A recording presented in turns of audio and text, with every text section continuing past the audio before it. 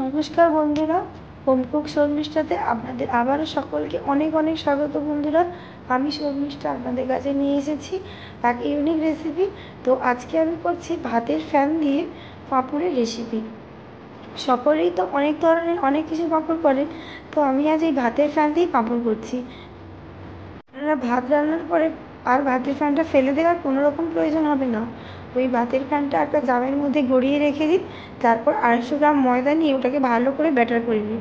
তারপর পরিমাণ মতো লবণ, চিনি, নুন, হলুদ, লঙ্কার গুঁড়ো, একটু কালো জিরে দিয়ে ভালো করে ব্যাটারটা থকথকে ব্যাটার করে নিতে হবে।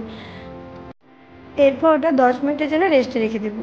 তারপর দেখুন, যেভাবে আপনারা ভাপা পিঠে করেন ওইভাবে দেখুন একটা হাঁড়ির মধ্যে জল গরম করতে বসিয়ে দিয়েছি, আর একটা ডিশের মধ্যে তেল মাখিয়ে হাঁড়ির উপরে চাপিয়ে ওটাও গরম করতে দিয়ে দিয়েছি।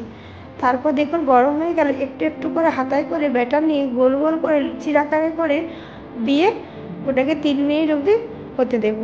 3 মিনিট পরে সেদ্ধ হয়ে গেলে দেখুন ঠান্ডা হবে, অবশ্যই দেখুন ছেড়ে আসছে। এবার এরকমভাবে একে একে সবগুলো করে নেব। সমস্তগুলো হয়ে গিয়েছে আমার। এরপর দেখুন এগুলোকে এবার রোদে দিয়ে খটখটা করে শুকনো করে নিতে হবে। তো আমি এটা 2 থেকে 3 দিনের মতো রোদ দিয়েছি, যেহেতু মেঘলা হয়েছিল, রোদ ছিল না, তাই মোটামুটি ভালো করে রোদ দিয়ে শুকনো করে নিয়েছি। দেখুন কতটা ট্রান্সপারেন্ট হয়েছে। তো আমার ভালোভাবেই দেখুন শক্ত হয়ে সুন্দর শুকনো হয়ে গেছে।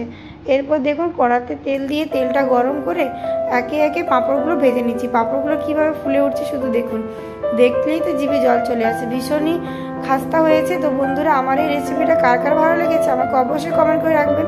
যদি ভালো লেগে থাকে তারা একটা লাইক করে দেবেন এবং আমার সঙ্গে অনেক অনেক শেয়ার করবেন। আপনারা যদি